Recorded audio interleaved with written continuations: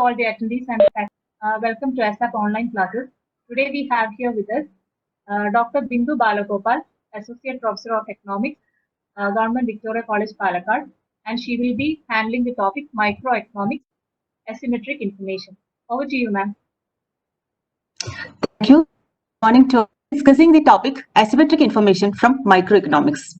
Information has a chief role to play. Whether it is social, economic, any decision, you need to collect information, taking a choice or a decision.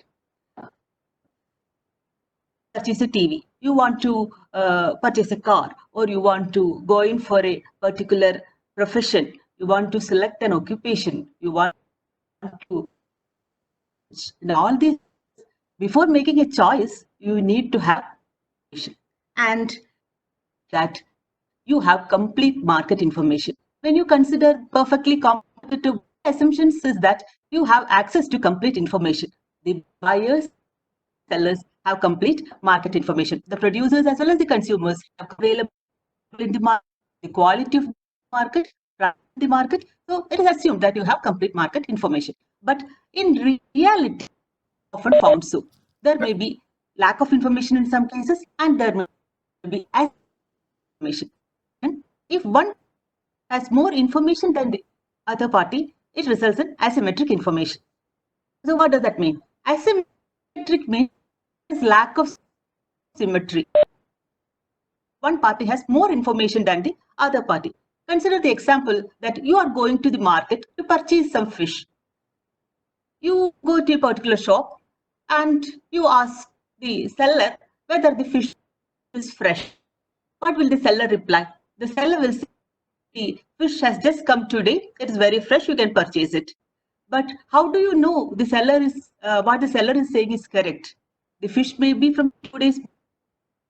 How can you know that? The seller knows about the quality of the product, but you don't know about the quality of the product. So the seller can take advantage of you, or the seller can exploit you. So this is the problem with asymmetric information. When one party in a transaction has more information than the other party, that leads to failures. One of the most important theories in asymmetric information is attributed to George Akerlof. George Akerlof's theory is called market for lemons.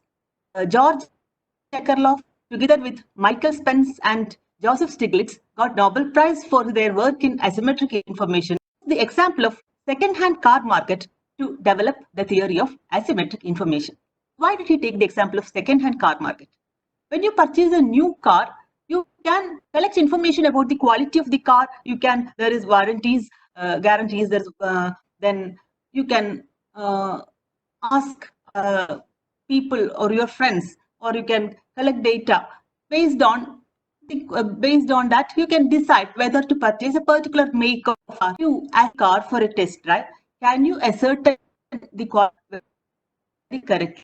That is, you have purchased a car. You have purchased a new car for 5 lakh rupees, and you have driven the car for 2 or 3 months. Then suddenly you got a job offer to go abroad. Now you want to sell the car. Decided to sell the car. What is the price will be less? It may even be between 3 lakhs to 4 lakhs. Even after, even when the car is brand new, only used for 3 months, it may happen that you will get a very low price compared to what you have paid for it.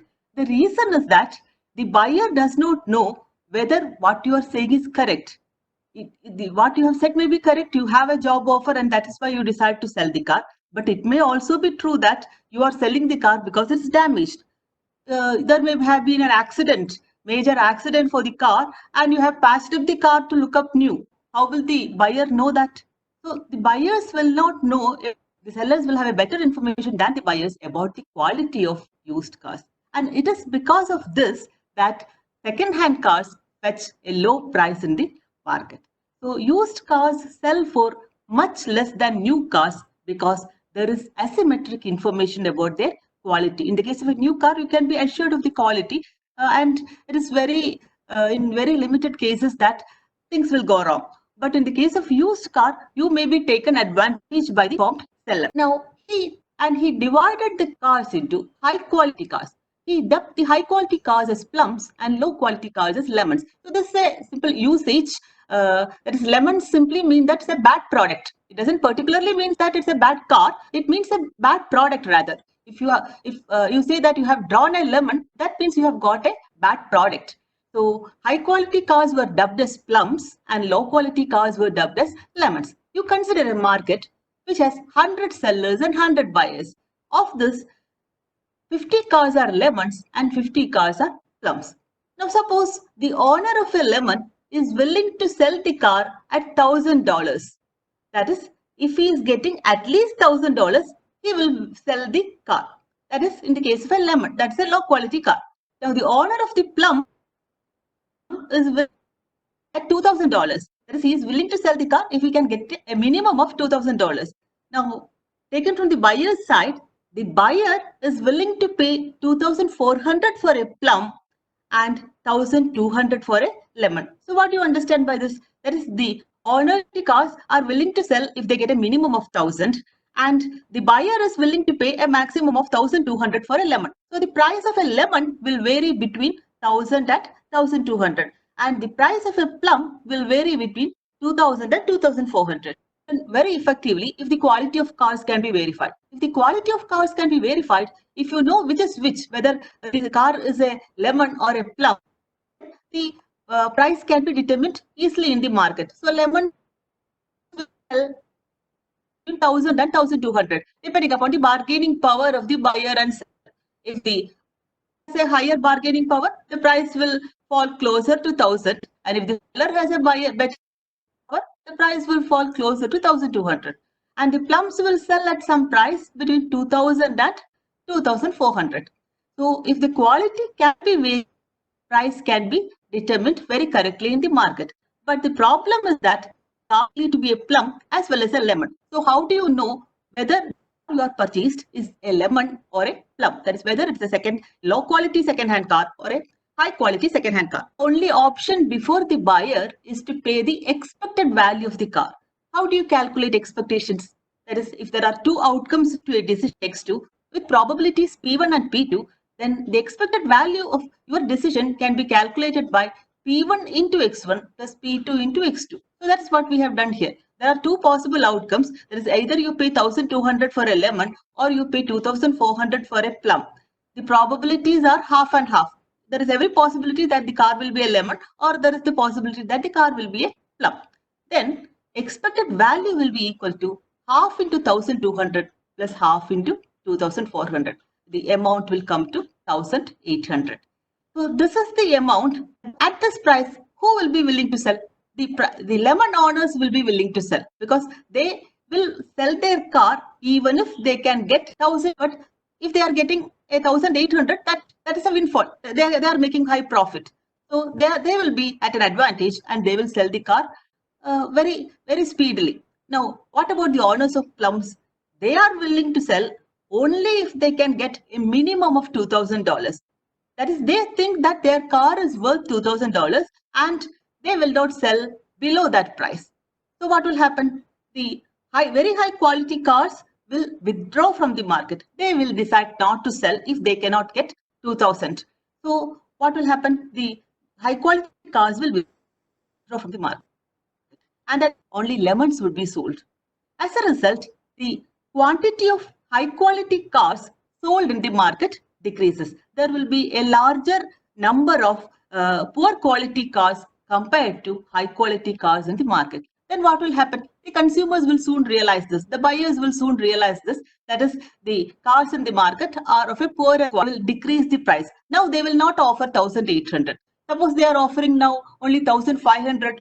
Again, the better quality cars in the market will withdraw, because they may be willing to sell at 1,800, but they are not willing to sell if the price is only 1,500. So again, better quality cars to the market falls. And suppose you again reduce the price, the consumers feel that this price is too high, the cars are not worth it.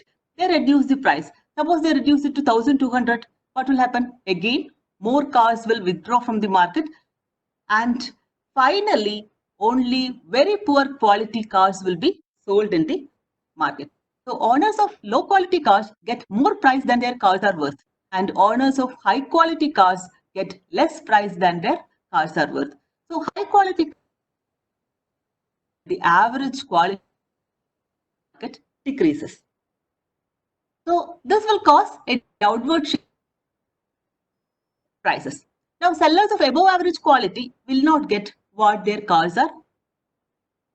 Till only the lowest quality cars are sold at the market will be lemons. The market will be filled with low quality cars. So low quality cars drive out good quality cars to asymmetric information. This is very similar to the idea of Gresham's law. In monetary economics, you study that bad coins drive out good coins. Bad money drives out good money. It's not very relevant to asymmetric information, but the idea is similar. That is, you are more prone to spending soiled or used notes rather than new notes, or you will not spend good coins when you have bad coins in hand. So similarly, low quality cars drive out good quality cars due to asymmetric information. Now, when this happens, what happens to your choice? Now, you will be faced in the second-hand car market with a bad choice. You don't have a good selection now, you are having a bad selection. So consumers in the used car market now faces adverse selection. Now, what is adverse selection? When products of different quality are sold at the same price and you cannot identify which is a better quality and which is a lower quality, then the problem of adverse selection exists. Buyers cannot ascertain the quality of the product at the time of purchase. So too much low quality product and too little high quality products will be sold. Since you cannot ascertain which is the better quality product, you will offer only a less price. And because of this, high quality products will withdraw from the market and too much low quality products will be available in the market. Adverse selection affects uninformed market participants, and that's why you are not having enough information to judge whether it is of a good quality or bad quality. Even in the labor market, you can see this. If you are offering very low wages, if the employer is offering very low wages for a particular job, will apply for the job less skilled or unskilled people. People who are skilled, people who are professionals will apply for a job which is better paid. So adverse selection can be seen in any markets. And adverse selection, the problem is that when you are uninformed, then this will affect your choices. Now, insurance market.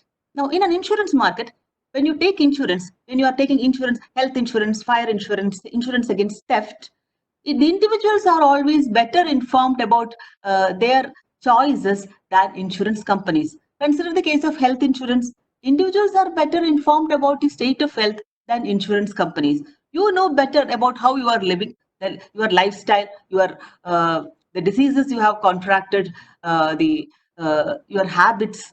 So all these things you know better than the insurance company. And the insurance company can ask for checks, medical checks. They cannot completely monitor your behavior.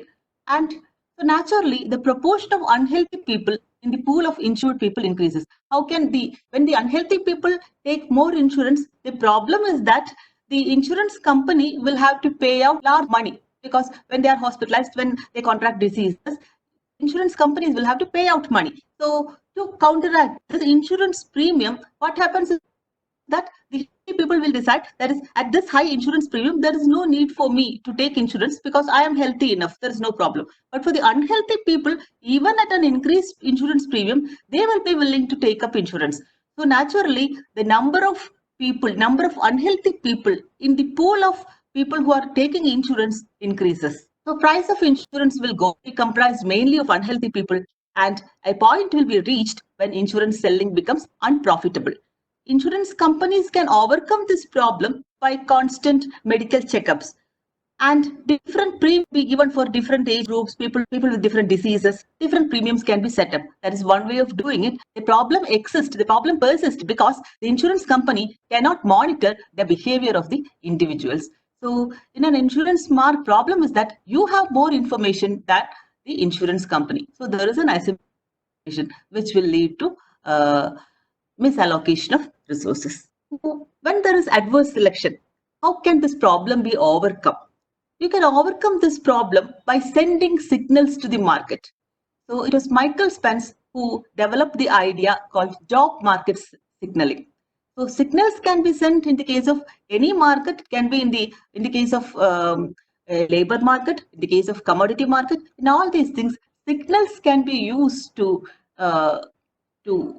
signify the benefit or signify your quality or your state of health or your education. In all these things, market signaling can be used. So sellers can send buyers signals giving information about the product quality. That is, the brand names are one thing, guarantees, warranties can be given. So by giving a brand name or by giving guarantees and warranties, what the producer is in effect saying is that their product is better than the other products, and they stand by the products, they have full confidence in their product, they will exchange defective items. So these are signals which gives you that it is better to buy this quality product. So whenever you are offered a choice between a product which has 1 year guarantee and 5-year guarantee, naturally you will take the product which has 5-year guarantee. You will feel that since the company is offering 5-year guarantee, then that means the company will replace defective parts in 5 years. So brand names, guarantees, warranties, all these are signals which are sent to the consumers. Again, experience the signals. So when an employer is interviewing people, education is a signal. Your degree, certificates, qualification, experience, all these services signals in the job market. Now, Michael Spence developed a market signaling model. Suppose there are two groups of workers. Now, group 1 consists of low productive workers. They are generating a revenue equal to $10,000 per year. And so the revenue generated for 10 years will be 10 into 10,000, which is equal to 100,000. Now, group 2 represents high productive workers. They are generating a revenue equal to $20,000 per year, and the revenue generated for 10 years will be equal to 200,000. Now, suppose the half of the employees is in group 1 and half of the employees is in group 2. Suppose the worker productivity cannot be identified. If the worker productivity can be identified, the high productive worker will be paid 20,000 per annum according to the marginal productivity of the worker, and the low productive worker will be paid 10,000 per annum according to the marginal productivity of the worker. But suppose you cannot find out which is the low productive worker and which is the high productive worker, then an annual wage will be paid depending upon the expectations. You can calculate expectations by the two possibilities are 20,000 and 10,000. There is an equal chance, so probability is half. So 20,000 into half plus 10,000 into half, which is equal to 15,000 will be the annual wage. Suppose there is a method to find out which is the low productive worker and which is the high productive worker. Now, you are assuming that cost of education is low productive group compared to the high productive group. Why is it so? For the low productive group, they will have to pay more money for tuition fees or consider getting admission in the merit quota. In the merit quota, if you are getting seat, you will have to pay only less for the cost of education. And if you are getting seat in a management quota, you will. So the cost of education to achieve Y years of education, it will be 40,000 for group 1, and the cost for the second group for the high is 20,000 for group 2. So a person with Y-star education is treated as group 2 person, and below Y-star education is treated as group 1 person. This represents the education criteria before you. The worker 20,000 as earnings, 200,000 which is generated as earnings, and less than Y-star education as earnings in 10 years. That is in 10 years time. That is, we have said that it is 20 for the high productive worker, and it is 10,000 for 1 year for the low productive worker. If you get Y-star education, let Y-star be degree education. Let it be degree education. Y-star is a level of education. That's number of years you have taken, number of years of education taken. So if you consider that as degree education, so a person with degree education income generated equal to 200,000, and a person with less than degree education will get an earnings equal to 100,000 in 10 years. Now you have to decide. People have to decide whether it is beneficial to get education related to education. You can compare the cost of getting education with the benefits received. People will get Y-star education if the benefit they received is higher than the cost. That is, if 100,000 is greater than 40,000 for 5-star shows years of education, then this will be by 40,000, which is greater than Y-star, or 2.5. 40,000 comes to 2.5, and 2.5 will be greater than Y-star. 2.5. So for the group 1 people, they will benefit if their education needed is less than 2.5. If they have to education for less than 2.5 years. Now group 2 people get Y-star education. It is higher than the cost. That is 200,000 is greater than 20,000 Y-star. Based on this, you can find out that Y-star is less than 5. Suppose Y-star is 4. There is the Y-star also depends upon the Y-star depends upon the number required. Suppose the Y-star is 4, then it is group 2 benefit, because they can get education up to 5 years, and up to 5 years they will benefit because their benefit is higher than cost. But for the group, level of education required is less than 2. So if for group 2 people will, Y-star is 2, actually group 1 people and group 2 people will benefit. So you can compare. So each person can compare the benefit and cost associated with getting education. And if you are getting Y-star education, the company will give you higher earnings. If you are getting less than Y-star education, the company will give you lesser earnings. So education is treated as a signal in which using which your income will be calculated, your job calculated. Now, the concept related to this: when one party is fully insured and cannot be monitored by the insurance company, attitude of the individual changes. He becomes less careful. This is called moral hazard. Suppose you have bought a car and you have insured the car. Company offers you. Then, if the company offers you full insurance, even if the car is stolen, even if the car is damaged, you will get the full amount of damage. You will be able to purchase a new car. Then you will not be very careful with the keys in the marketplace. Even if somebody takes it, it's no big deal. It is not your risk. Actually, when you are insuring something, you are transferring the risk from the individual to the insurance company. Now the company has the risk, but when you have insured, actually your attitude towards risk changes, and this attitudinal shift is called moral hazard. So the problem exists because the insurance company can your behavior. But this problem is there in a market. You can see that if you cannot monitor the functioning of the other party, then actually the problem of moral hazard exists. The probability of illness, fire, theft, or accident when an individual. So in very expensive, people may carelessly, because they have insured the product, and if they can get the full benefit of damages, naturally they will take less care of the product than else. And this is because the risk of it shifts from the individual to insurance companies. The idea of moral hazard using an example. Suppose you are taking the case of Medicare. That is, the government decides to help the poor and elderly people in the society by paying for hospital visits. Suppose 100 million doctors' visits per year is shown in the x-axis, and the price of doctors' visits is shown in the y-axis. So we are dividing the society into people who need care and people who do not need it, or the covered group and the non-covered group. So DC represents the demand curve of the covered group. So you can, when the price of doctor's visit is $15 per visit, total number of visits is 200 millions. So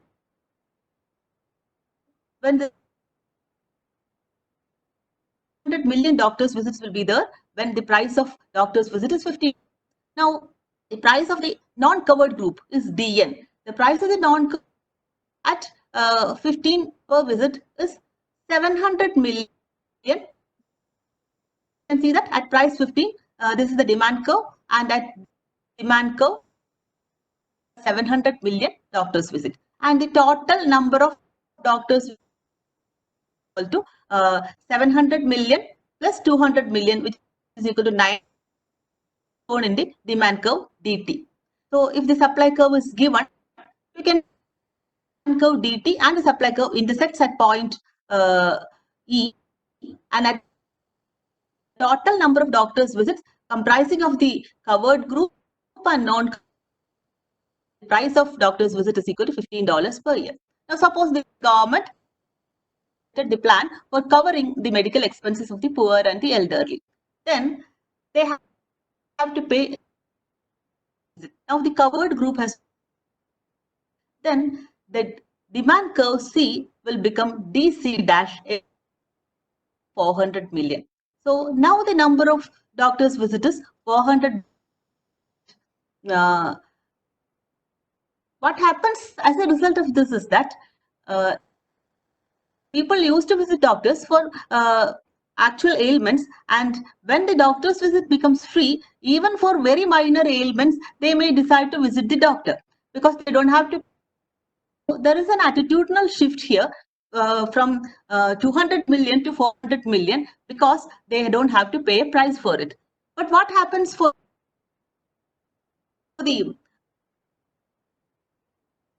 because the government has to pay out this money, they will have to increase it to 20 per visit. When the price becomes 20, now they are not able to afford 700 million. So their demand shifts to 600 million at the price. Actually, people will not go to the hospital now for small ailments. They will go to hospital only when it is an emergency because the price increased. So there is actually a misallocation of resources.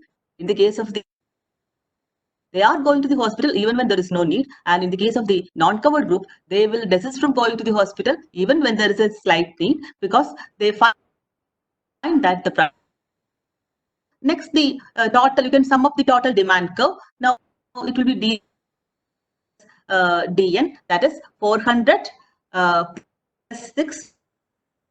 plus 6 will lead to 10, that is 100 million. So the 10 million will be the total doctor's visit, 4 million, and at 10 million price, sorry, at 10 million doctor's visit, the price is now 20. Is from E to E dash. At this point, dt dash curve will be like curve, and at this point, this E dash is the equilibrium, and 10 million visits will be there for the price of 20. So this, what the example that this kind of an attitudinal shift will result in actually market failures. This is because of asymmetric information, and this is because the authorities cannot properly monitor how the other behaving. You cannot see whether the person is going to the hospital for an actual or because he can go because the price is zero. So this kind of lack of monitoring or the lack of ability to monitor causes a problem which is called moral hazard.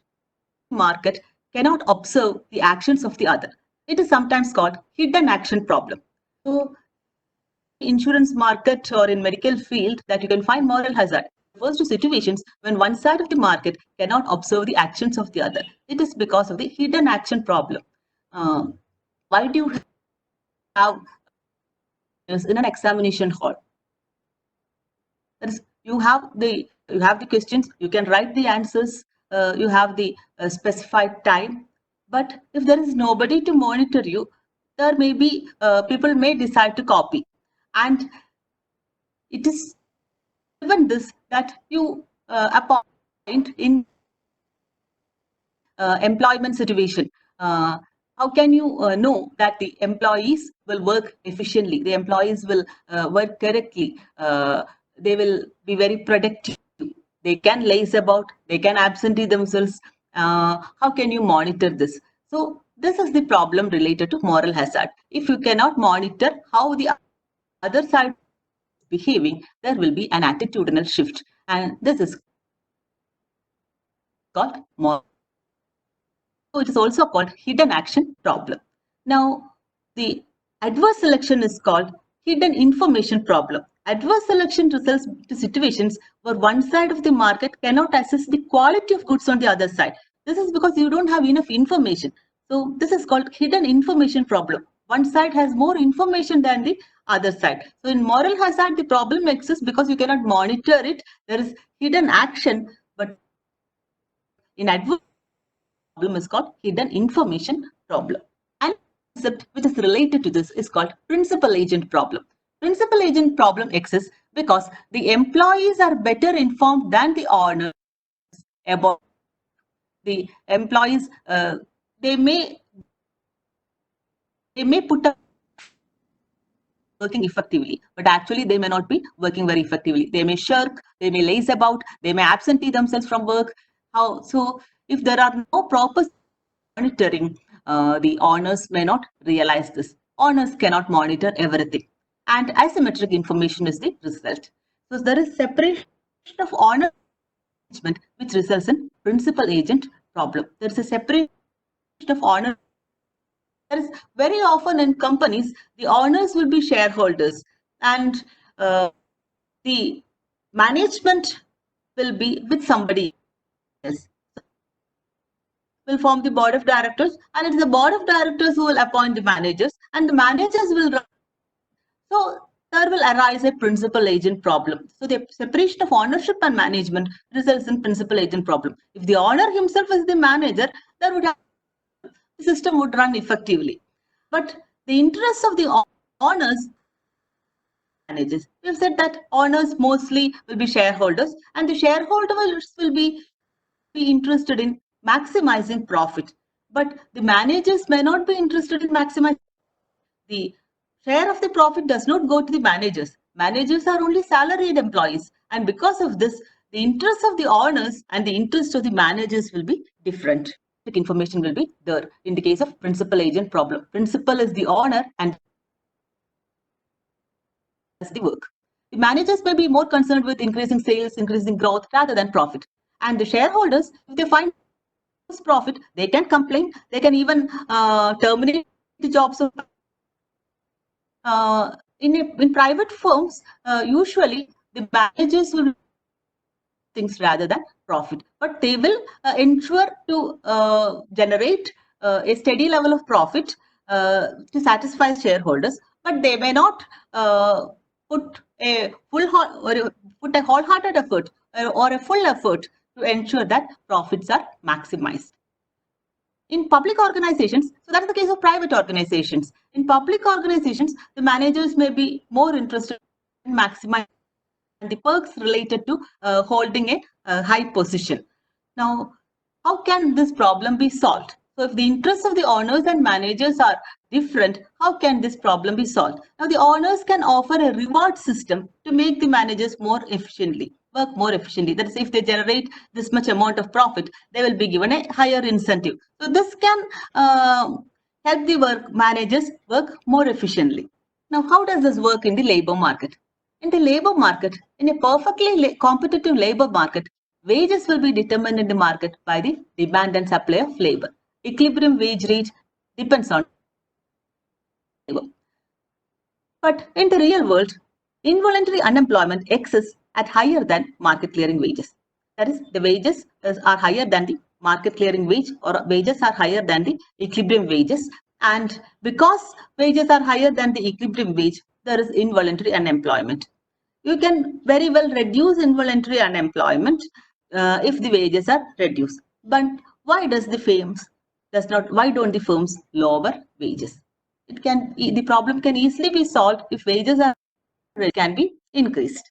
Now, efficiency wage theory, introduced by George Akerlof and Janet Yellen, they describe that firms will than equilibrium wages to induce workers to avoid shirking. Shirking means absenting themselves, lazing, do not doing the work properly. So, in the absence of proper workers from shirking, the firms will willing to pay a higher than. Now, it's difficult for firms to monitor the productivity of workers. the problem is that if the workers are paid equilibrium wage and if they shirk in their job, if they laze about, if they absentee themselves from work, they can very easily get another job if they suppose they are terminated from this job, equally paid. But if the workers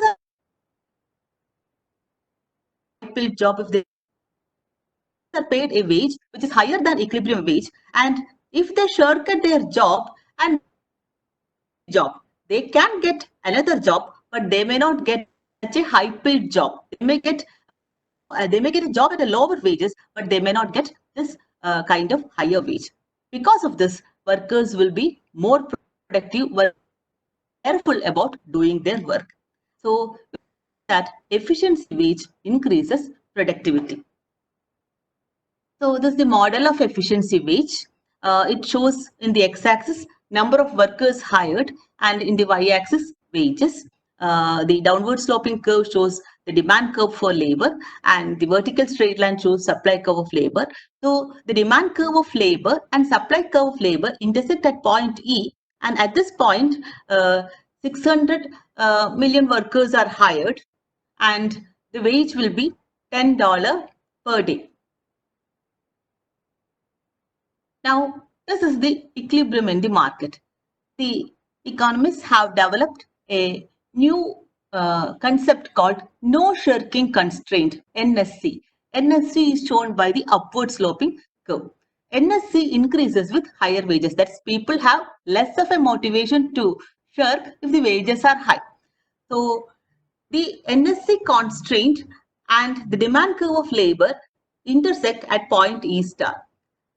So the no shirking constraint is operative when 400 million workers are employed at a price $20 per day.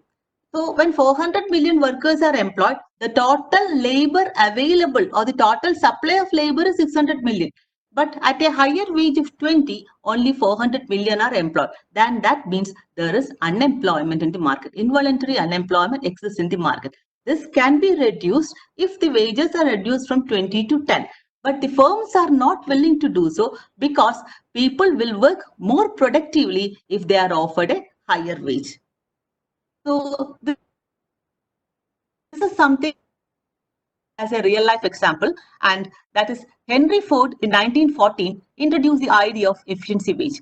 That is in the Ford company, the turnover rate was very high. People very often switched from jobs. So when people lose one job and go into another job, for the employers recruit new people, they have to train them. So the cost of turnover is very high. So labor turnover rate was very high in the company and productivity was very low. So at that time, the market daily wage was $2.34 per day. And Henry Ford increased this daily wage to $5 per day. And this was very high compared to the market daily wage. So paying a high wage attracted productive, loyal workers. But there was a condition that the laborers have to stay on. Only laborers who stay on for more than 6 months got a high wage of $5 per day. So paying a high wage attracted productive, loyal workers. So productivity increased by more than 50%. They can naturally get another job if they quit from this job, but they will not get a job which paid them $5 per day. And because of this high wage, people began to be more productive and more loyal to the company. And productivity increased by more than 50% in the next 2 years. Profits rose from 30 million in 1914 to 60 million in 1916, which is a real life example. And it is based on this that the efficiency theories was developed by Janet Yellen and Akerlof in 1990. So these are the concepts which deal with the ideas of asymmetric information, and some of the books which you can refer is Microeconomics by Dominic Salvatore, by Pindick and Rubenfeld, Intermediate Microeconomics by Hal Varian, and Microeconomic Theory by Nicholson and Snyder. The last book is suitable for people with more a mathematical turn of mind, and the other books gives a detailed description of asymmetric information. I'll be happy to answer any questions. Thank you.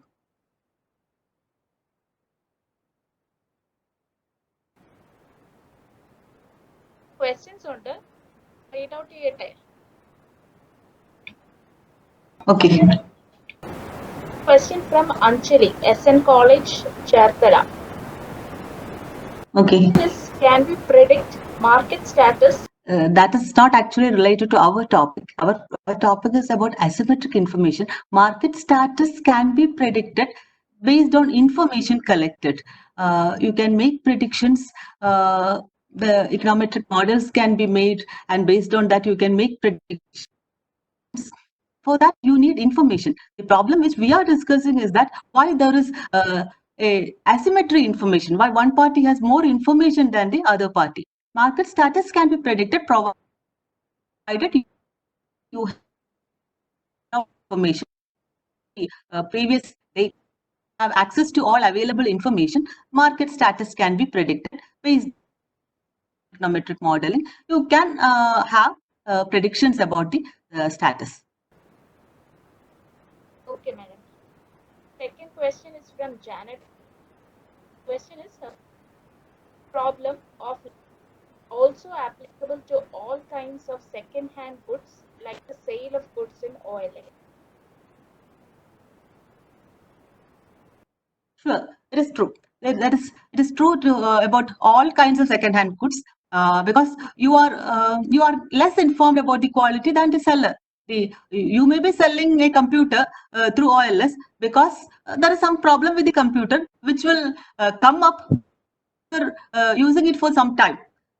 At the first glance, it may seem to be okay when it is tested, even when it's checked out. It may good. And you may pay. The seller knows that there is something wrong with the computer after using it for some time. So this can happen in any second-hand market. It is more true in the case of second-hand markets than in the case of new. Because in the case of new goods, the quality will be better assured by the guarantees offered. But in the case of second-hand goods, this problem will be there. That is not only in the case of second-hand car market, it is there in case of any goods, especially sale through OLS is a very good example.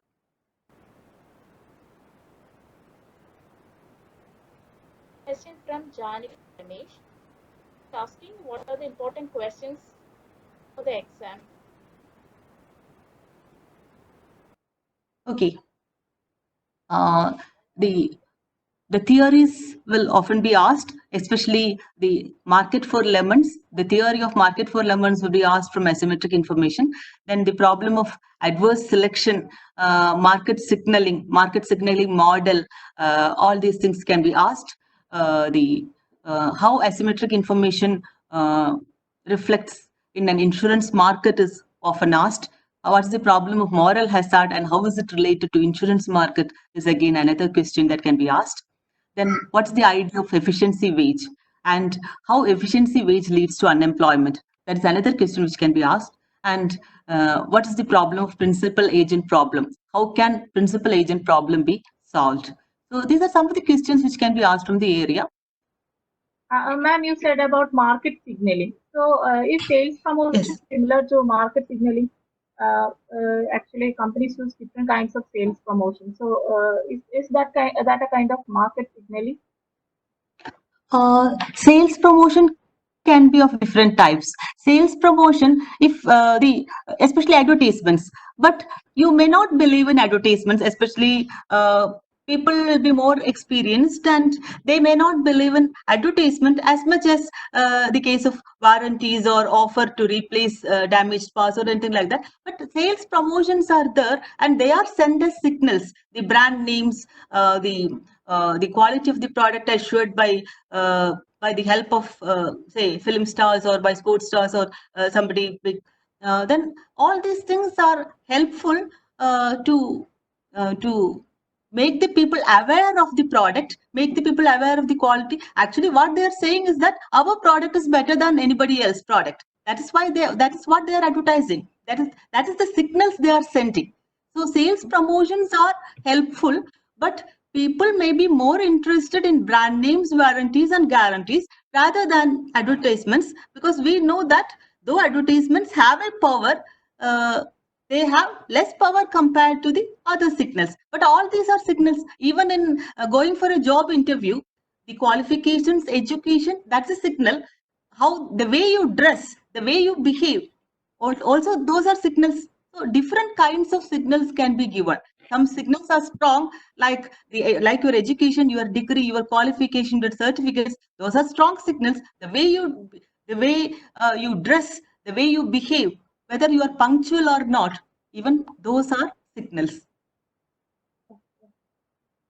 Ma'am, also you said adverse selection is seen in any kind of market. So can you explain a little bit more about that scenario? Adverse selection means when you cannot find out about the quality of the product. That is, the different quality products are sold at the same price. Different quality products are sold at the same price, and you cannot ascertain which is a better quality and which is a lower quality product. Then you will be willing to offer only less price for the product. If you can say that this is the better quality product, this is the lower quality product, you will pay a high price for the better quality product and a low price for the lower quality product. That is, consider the sale of laptops through OLS. You know that an ordinary laptop maybe cost up to 25,000. But for a old laptop, for a second-hand laptop, you may be willing to pay maybe 10,000 or 12,000, up to 15,000 or 10,000 for a old laptop. This is because if the laptop is good and new, the laptop is very good, you may be willing to pay a higher price for it, but you don't know whether it is good. If it is found to be damaged, they will certainly not take it back and you will lose your money. So this problem persists when you cannot ascertain the quality of the product. That is, it can be a good quality product, it can be a bad quality product, but the price is almost the same. And because of this, you will be willing to offer only less price. Arvind Anil is asking that, can you explain the relationship between search cost and advertising? Okay. Search cost is the cost of searching for information. The search cost is actually, it's not very much related to advertisement. You can watch advertisement and on the basis of this you can collect information. But search cost is there if you decide to collect information, you want to purchase it. Suppose you decide to go to different TV shops and ask them about the discounts they are offering, the services they are offering, and you travel to different and you purchase TV. You want to purchase TV. So the cost incurred in collecting information, that is actually search cost. And in the case of advertisement, actually you don't have to, there is no cost to viewing advertisement, but on the basis of advertisement also you can have information. But very often information is costly. All information is not free. If you want to get information, it may prove to be expensive, and that is actually search cost. In the case of certain goods, you will have to find out whether the good is it's a good commodity or a bad commodity. In that case, search cost is necessary. Goods itself, there are experienced goods, and there is goods which can be purchased offhand, like search goods and experience goods. In the case of search goods, you can find out, there is in the case of vegetables, fruits, you can look at the good and see whether it's damaged or not, whether it's good or not. But in the case of certain commodities, you can find out whether it is good only after using it for some time. So there is search cost related to information gathering, but the advertisement does not form a very big part in it. Advertisement is one way of signaling to the buyers that our product is good. Is it clear? Yes, ma'am. Okay, ma'am. So I think it's time to wind up our session. Okay. It was a very informative session. Thank you, ma'am, for being with us. And I also thank the attendees for listening to us. So thank you, ma'am, once again. Thank you so much. Thank you for the support. Thank you.